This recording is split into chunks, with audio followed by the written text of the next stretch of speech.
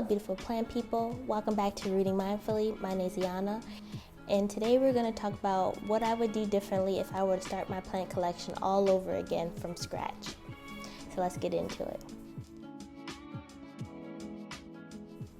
Alright guys, so I just want to talk about a couple things that I would do differently if I were to start my plant collection all over again.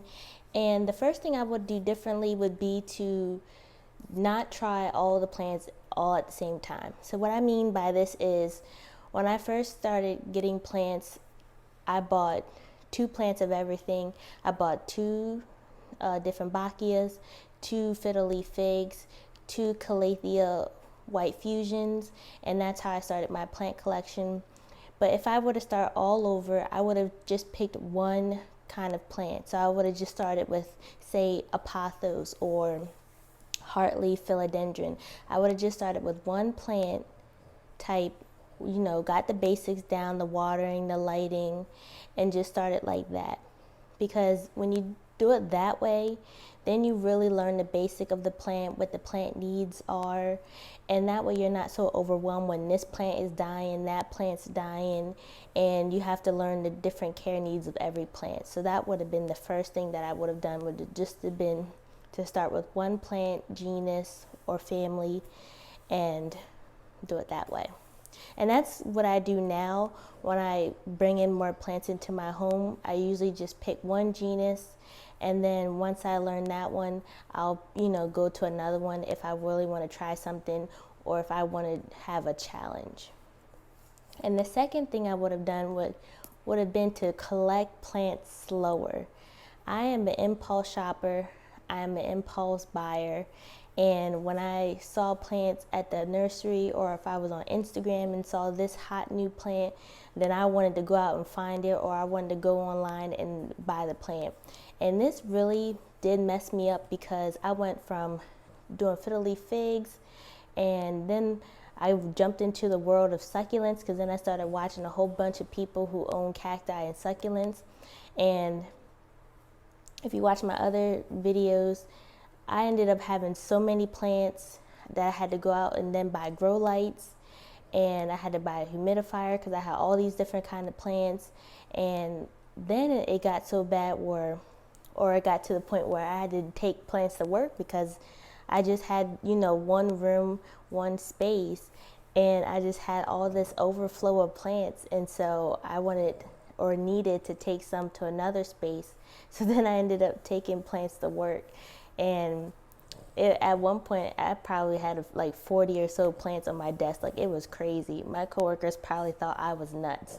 But I had all these cacti and succulents on my desk, because after a while of moving in the office, I ended up being in a cubicle with a south-facing window. So then I was like, oh man, I finally have a south-facing window. I'm going to take advantage of it. So I put all these succulents on this desk, and then I had like Aralias, and it was just a hot mess, really. I mean, my plants were growing beautifully and they were looking really nice, but all the watering and stuff, and you can't take care of all those plants at work. Not really, not unless you get to work early, or you're going to do watering during your breaks or watering after work.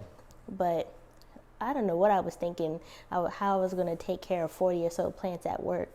And then I ended up having to repot a lot of plants because they were just growing so fast. So I was like taking plants back and forth to work on the weekends and stuff, and repotting them and bringing them back on Monday. Like, it was nuts. So if I would have done it all over again, I would have bought slower. And even this year, you would have thought I learned my lesson, but obviously I didn't. But with the whole, pandemic, I bought a lot of my collection during our first, lockdown. And it's so funny, because you try to learn these things, but then you end up making the same mistakes. But I did impulsively buy more plants this year. And if I would have slowed down this year, I wouldn't have had to buy more Growlights. So you can see, if you impulsively buy plants, you have to keep up on the needs of those plants. You have to keep buying, Growlights if you don't have enough lighting, or you need more pots and saucers. And then come to find out, we ran out of pots and saucers in our area. So then I couldn't like up pot my plants, and that was a little stressful. So if I would have just bought like the same person that I'm not, then I wouldn't have had, these additional stresses and, these additional funds, flowing out of my bank account. But that's the second thing that I would have done. The third thing is that I would have just stuck to more common plants. So with the common plants, you don't always have to worry about them, dying on you, or, I mean, sometimes they do die on you, but they're not as intricate as some of these more uncommon plants. They're not as, diva-like as some of these uncommon plants. And you don't always have to worry about if your humidity is just right. If you need to maintain the humidity of like 60 or so percent, you don't have to worry about certain types of water, say for like calatheas and things like that. But if you just stick to like snake plants or ferns, or, like the easier ferns, or like aglaonemas, then you don't have to worry about all these additional things that you do with some of the uncommon plants. So I would have stuck to more of my common plants. Those are the plants I really enjoy. I'm always enjoying.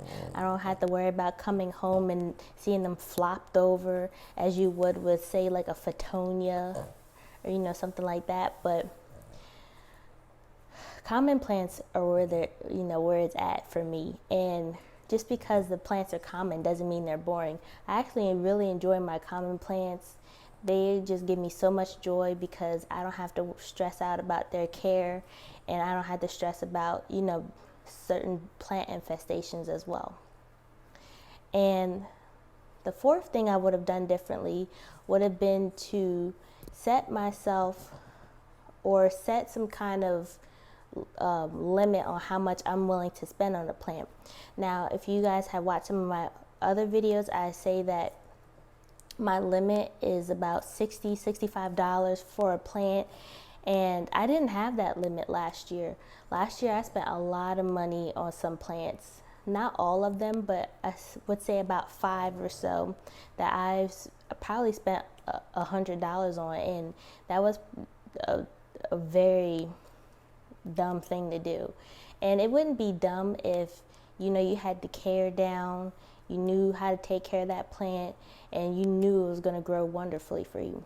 But some of these plants were anthuriums that I bought, and like I said in my other videos, I did not know how to take care of anthuriums, so those plants died. And that was essentially a waste of money because I didn't know how to take care of those plants, and the research that I did wasn't until afterwards, or until the plants were already doing terrible. So I have a budget, or I have a set limit this year, and really I'm still only buying plants that I know I can take care of, but my limit is $60 to $65. I usually don't even spend that much, to be honest, on a plant.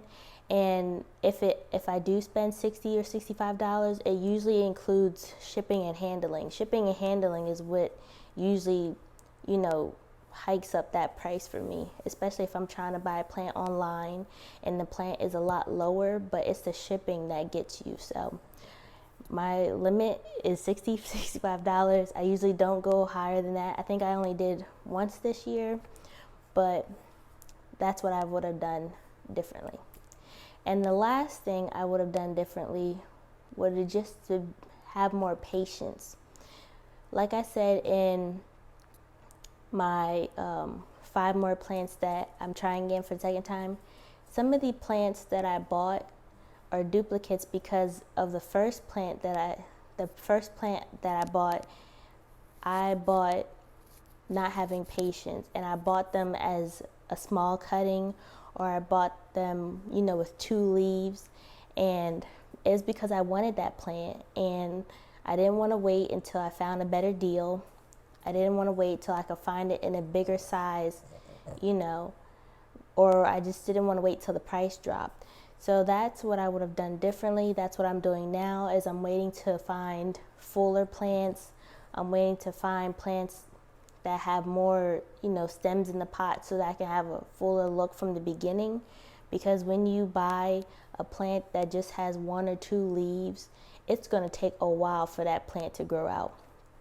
Not only is it going to take a while for that plant to grow out, but you're going to have to propagate it to be able to get the full look that you're looking for. Because when you see those full bushy plants, it's because they have more plants in the pot, and it's not because that person just started with 2 leaves.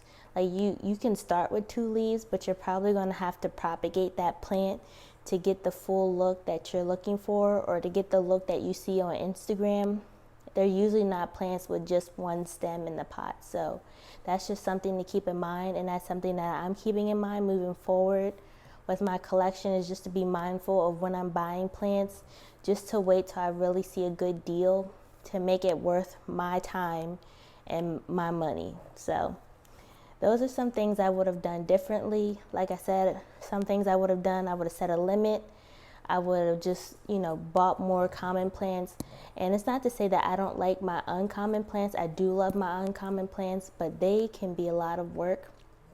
They're not always plants that you can just buy and let go. Like, they're not ones that you can just buy, water, and wait till the next week. Like, some of them you have to make sure you're looking and keeping up with the care. You're making sure that you're keeping up the humidity, so that way they can unfurl their leaves without ripping or breaking or poking their, holes through their own leaves. So those are just some things that I have been thinking about. If I were to start all over again, these are things that I'm going to do moving forward, so that way hopefully I'm not making the same mistake. Because like I said, I am an impulse shopper, and that's something I'm always working on. But I'm not buying any plants right now, so we're winning so far. But let me know what you guys would have done differently if you were to start your plant collection all over again. And please like my videos. Please subscribe to my channel. It does help tremendously. But I want to just thank you guys for watching all my videos, and I will see you in the next one. Bye.